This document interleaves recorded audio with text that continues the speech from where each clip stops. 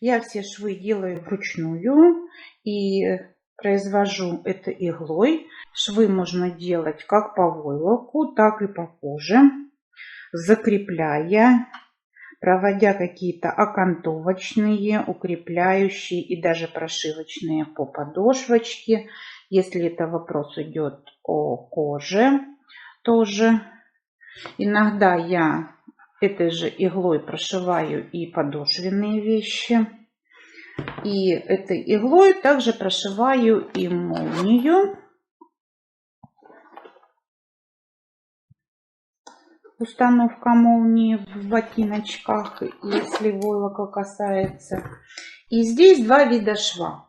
Один вот этот кромочный, который идет по кромке, либо кромка на войлоке, либо кромка по коже. Это будет одинарный. И есть еще второй вид шва, это вот двойной, когда защипляется войлок и получается такая имитация двойной строчки. Его можно пускать как функциональный, он такую вот жесткость придает, немножко вот делает грань, отбивает войлоки. И этот шов можно по войлоку, и точно так же этот двойной шов ведется по пришивке, например, подошвы из микропористой резины. Либо микропорка, либо, как уже показывала, кожа. И все это делается иглой. Первым делом попалась вот такая уже готовая игла, как шила с иглой, но здесь некоторые моменты. Эта игла была очень толстая и оставляла такие дырки, которые в принципе по войлоку плюс-минус затягиваются, а вот по коже оставляют прям такие большие, ну, некрасивые, можно сказать, отверстия. Иглу я подбирала долго, испробовала очень много игл, пока не нашла те параметры, которые, ну, как бы подходили. И вот если брать обычную иглу с машинки, то вот эта игла, ну, вы видите разницу, что она намного длиннее. И помимо того, что длиннее, она еще чуть толще. Если мы привыкли, что 90-й обычная игла устанавливается в машинку, она комфортна, то она довольно-таки тонкая. Длина не позволяет набирать войлока, не зацеплять тот объем войлока, который бы хотелось. И, соответственно, вот та дырочка, которая отверстие для нитки, не позволяет ввести те нитки, которыми мы, допустим, делаем отделку. И в поиске тогда уже участвовали множество игл.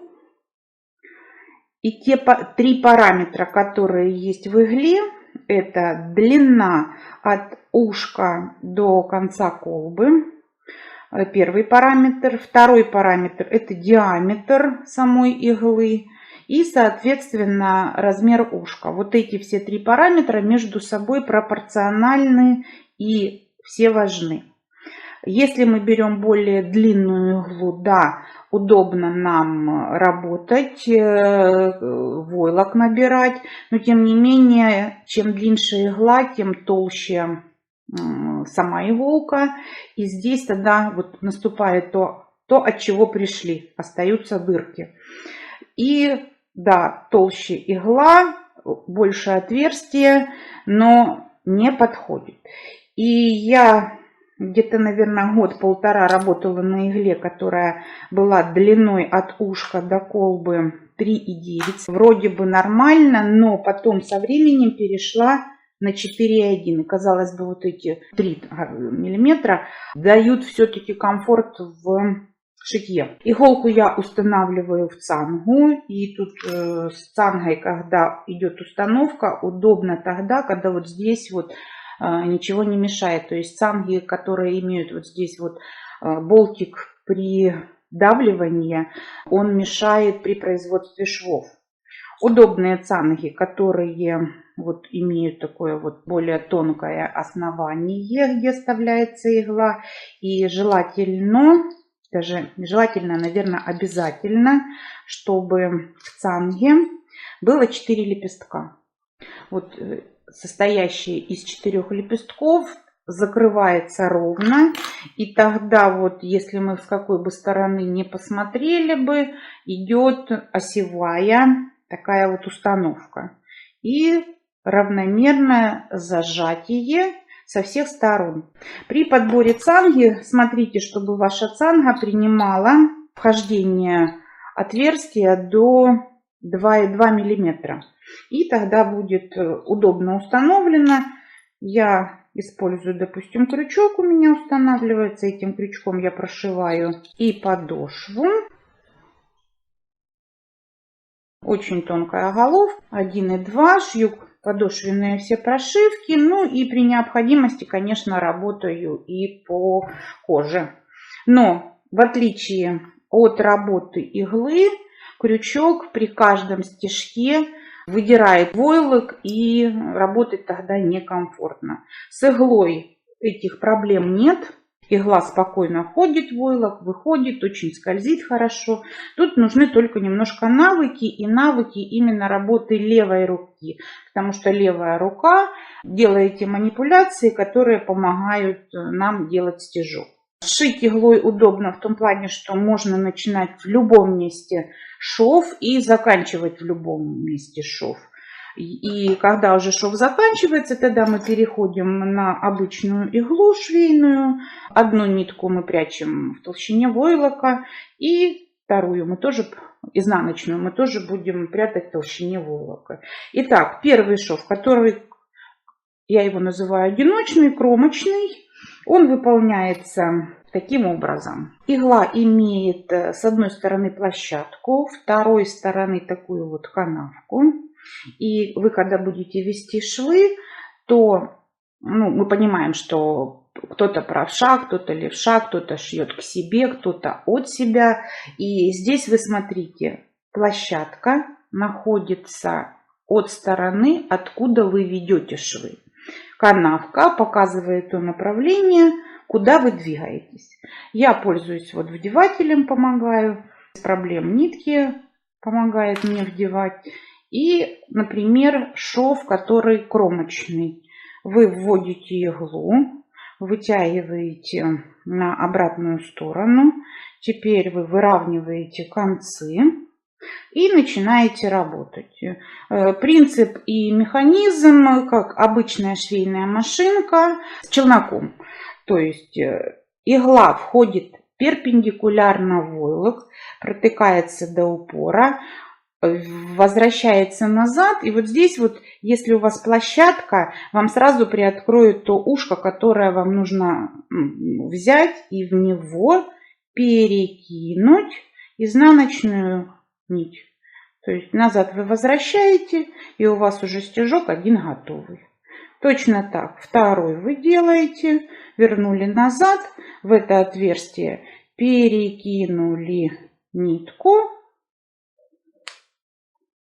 и вернули назад. Все. Вот ваши стежки уже готовы.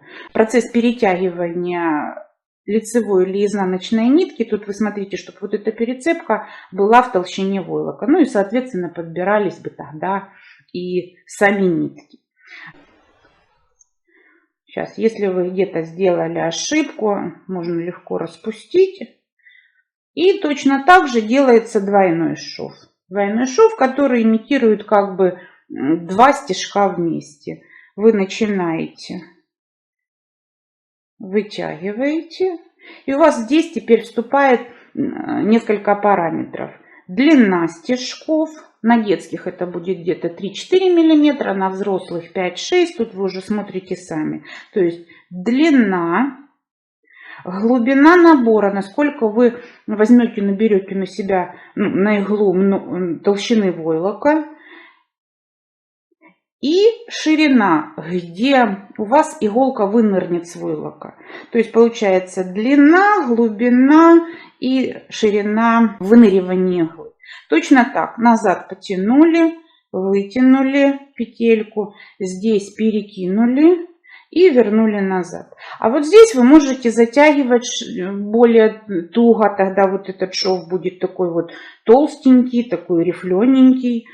Набрали, завернули, вернули назад, перекинули нитку и вернули в толщине. Вот тут вы уже регулируете. Вот сейчас я затяну, видите, вот уже так на свет.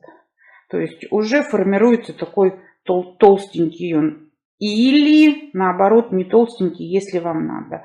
И вы смотрите, в принципе, вот игла проходит через толщу, то есть игла работает в толщине.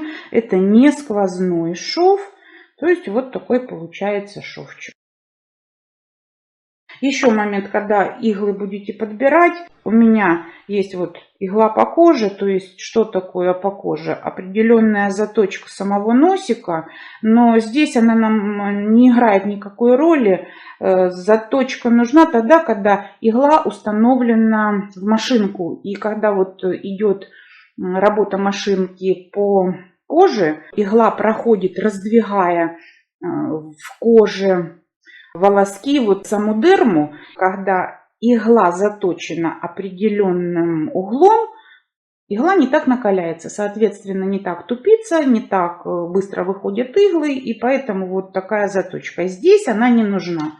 И мне главное параметр. Длина 4,1, толщина где-то 125-130, и тогда вам будет комфортно шить.